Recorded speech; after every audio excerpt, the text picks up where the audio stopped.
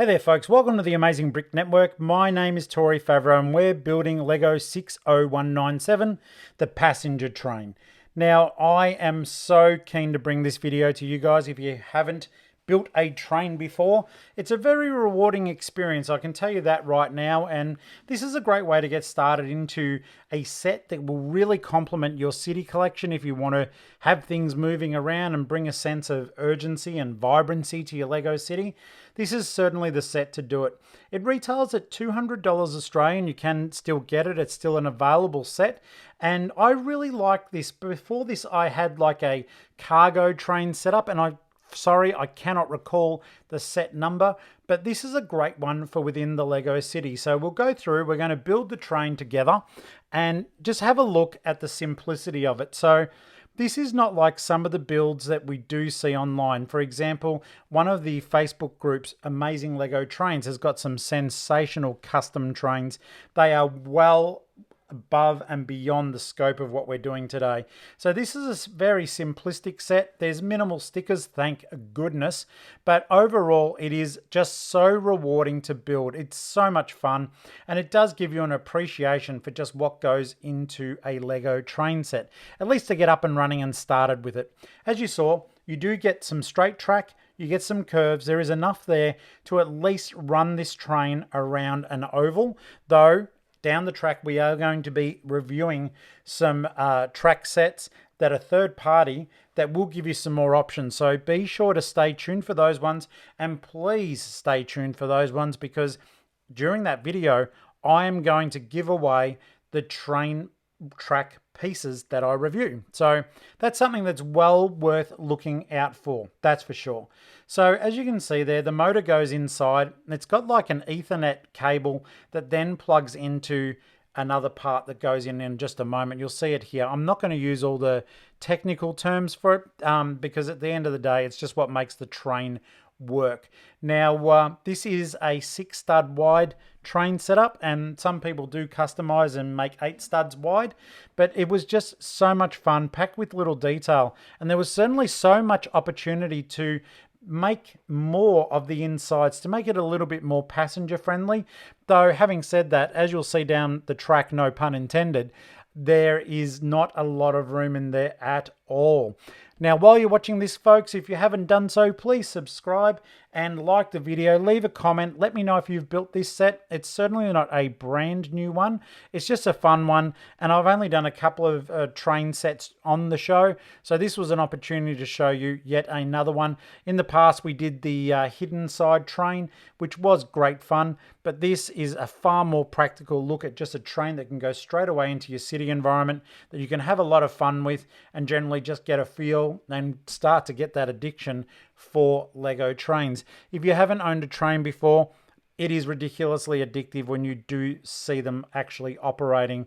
There is just something about bringing life to your LEGO that is quite contagious, and you do eventually just end up needing so much space to display these little works of art making their way around your LEGO environment. But well worth it if you do have the room, and kudos to anyone who has invested the space and time into having multiple trains running, or in some cases wending their way through a massive city environment. So most of the actual locomotive is done here. Great little system here. That was a printed tile on the actual control panel there for the driver. These parts here, I couldn't get over how large those stickers were that you had to align, and thank goodness I did not make a mess of it. I was really worried I would, because those stickers are so large that if you do make a mess, then basically you're done and dusted, because once those are wrecked, I'm not sure, maybe you just ask LEGO very nicely if they'll send more. But the rest of the other stickers were really small, fit quite well into the actual small, like 2x2 bricks that you did have to put them on, and the 2x4s as well. So they weren't, sorry, 1x4 and 1x2s. They weren't bad at all. Minifigures were very cute. There's only a few in this set, 4 to be exact. And once you get everything done, it is just rinse and repeat. But overall, the experience is very rewarding. And as it came together, it's an exceedingly easy build. You wouldn't think it would be because, you know, there's electronics involved, but Lego has taken all the difficulty out of that. And this is a build that could be done by, I would say, builders age 10 and up, and that would even be without supervision as long as they take their time. There's no complex or difficult building techniques involved in this.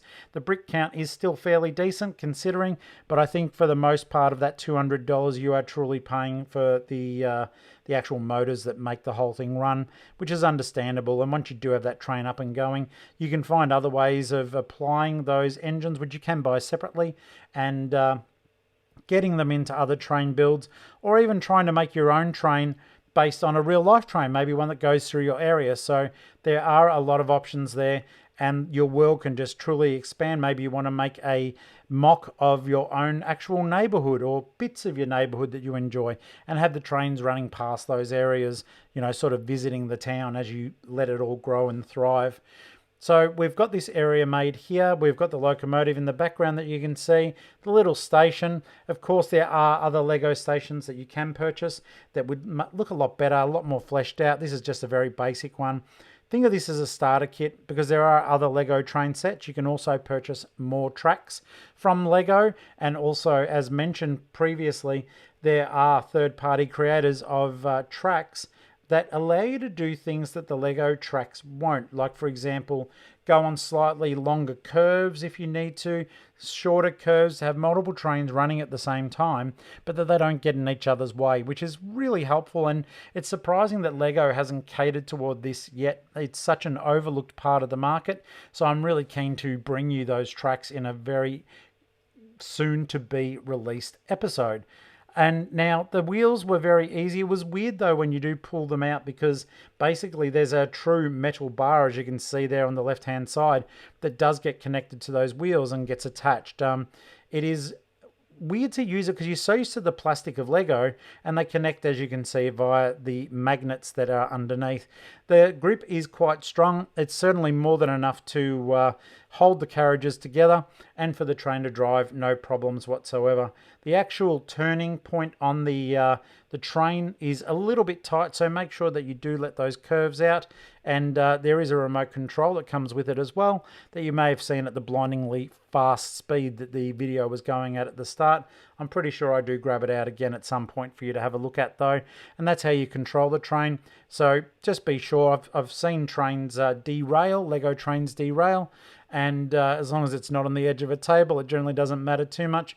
But somewhat frustrating if you do drop it from a height, and then you've got to pick up the pieces and get them all running again, so as you can certainly get back and enjoying your amazing Lego trains. These areas here were cool. All the windows were neat. The spacing wasn't too bad, and it all held together really strongly. It's a sturdy build, and I didn't think that the actual roof of the carriages would hold up as nicely as it does when you do want to remove it to maybe put more minifigures in. There isn't a lot of seating in there for those guys, so they're all sitting in premium class as far as I'm concerned. They're very lucky devils indeed, and with only one passenger on the entire train, and that poor guy waiting to get on the train, it's going to be some time before another one rolls through, I can tell you right now, my friend. The roof system, as I said, there you go. It's all just strengthened, held together really well, and clips on nicely. Now, the undercarriage side of it I did like, and also there were stickers on there for like the water and the oil, electricity, and those stickers were translucent, and they blended really well with the brick, so that was very, very helpful indeed. I did like the fact that there weren't just a grey background, it was clear, and then it did go on very nicely onto the brick itself, which meant it had a feeling of authenticity to it. We've almost finished the build now. Just pop it all together, do a couple of victory laps, and I do hope that you certainly did enjoy the build there as we took you through the process. I certainly found it extremely rewarding. It was genuinely a lot of fun, and I hope that this has shown you that if you do feel a little bit overwhelmed, that it's certainly a world that you can get into. The Lego trains are nothing short of amazing, and I thought I would just quickly treat you. That's my build setup. I don't show it often, but I do hope that you've enjoyed everything you've viewed today. As always, I appreciate you taking the time to watch my videos. Please hit the subscribe button. Please be sure to stay tuned for more exciting builds by myself, Lego reviews, set reviews, and also the amazing builds that our fellow creators out there in the Lego community make each and every day for us all to enjoy so much. Thank you so much. As I always say, happy building and take care of yourselves. Bye.